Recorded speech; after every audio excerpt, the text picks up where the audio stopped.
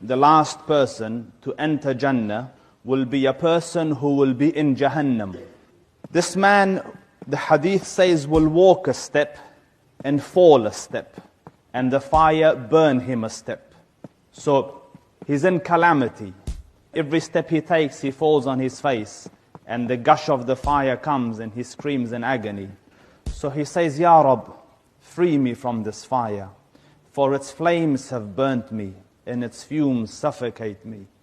He complains to Allah Rabbul Izzah, so the Lord of mercy and honor tells him, if I release you from the fire, do you promise not to ask for anything more?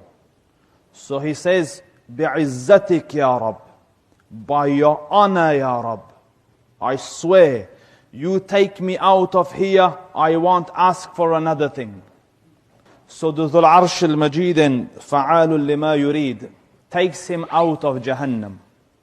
And when he comes out of it, he looks back towards it and he says, glory be to the one that saved me from this. Not another person from the awwaleen or the akhirin is more honored than me. Because of where he was. In comparison, this is heaven. So in his mind there is nothing, no one is more favored than him. So he comes outside Jahannam. And then Allah Rabbul Izzah orders for a tree to come out in front of him and for a spring of water. So he's at the gates of Jahannam and he sees water.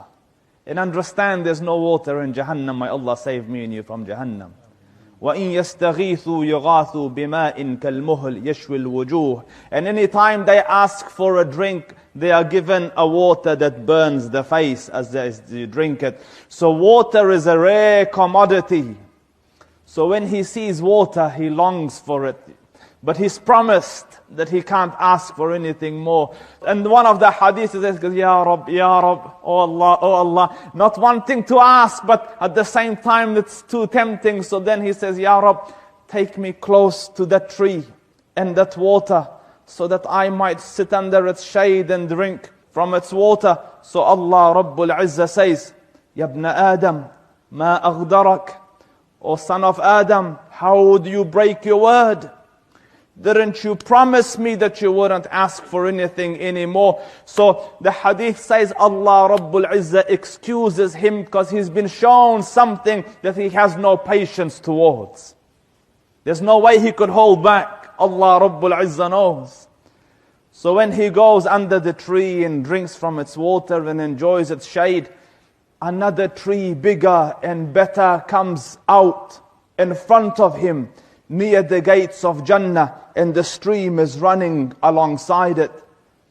So he looks at it. In the hadith, Ya Rab, oh Allah. And then take me to it, Ya Rab, closer to that tree. So Allah Rabbul Izzah says, O son of Adam, how you break your word? Didn't you promise? And every time, it's not an ordinary, it says, bi'izzatik, by your honor, Ya Rab, I won't ask for anything more. So he says, bi'izzatik, by your honor, I won't ask for anything more.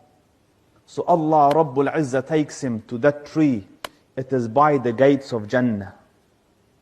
So when he sits under the tree and enjoys the shade and drinks from the water, he looks and he can see inside Jannah. And subhanallah, who can look at Jannah and not... you see a nice house and your heart thinks, Ya Rab, you want it so bad. So he sees Jannah and the heart longs for it. And Jannah is an abode worthy of beholding. Imagine the pebbles of Jannah are jewels, rubies and emeralds. Its cement is misk. Its bricks are gold and silver. The trees of Jannah, فَمَا فِيهَا مِنْ شَجَرَةٍ إِلَّا وَسَاقُهَا مِنْ ذَهَبٍ. There's not a tree in Jannah except that its trunk is made from solid gold. Shade that would last for 100 years for a rider to ride under. So he sees this, and the perfume and the scent of Jannah. So he says, Ya Rab, enter me into Jannah. He's just come out of Jahannam. So Allah Rabbul Izzah says, O son of Adam, how you break your word. You promised. So he says, Ya Rab, enter me into there and I won't ask for anything else. So Allah Rabbul Izzah says, enter Jannah. And you know when you come late to a party, all the seats look full because you feel out of place. This man's late to the party. He's late to Jannah. So when he enters, he says, all the places are taken. Where do I go? So Allah Rabbul Izzah says, my servant, what if I give you, in one of the narrations, the size of the kingdom of one of the kings of the dunya? You look at some of the kings that have passed. Harun al-Rashid used to look at the clouds and say, cloud, rain wherever you want. Its fruits will come to me. Because the bulk of the earth was under his reign. So there were kings like that. So he says, Ya Rab, you make fun of me and you are the Lord of the worlds. Ibn Mas'ud, when he's narrating this, laughed. So they asked him, Ya Ibn Mas'ud, why did you laugh? He goes, because the Prophet of Allah laughed. And we asked him, why did you laugh? He said, my Lord laughed when the man said this.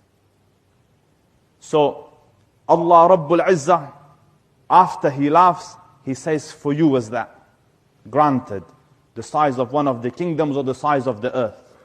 وَمِثْلُهُ, and another like it. وَمِثْلُهُ, and another like it. وَمِثْلُهُ, and another like it. And when he reaches the fifth one, the man says, رَضِيت يَا رَبْ, I am satisfied, Ya Rab, I am satisfied.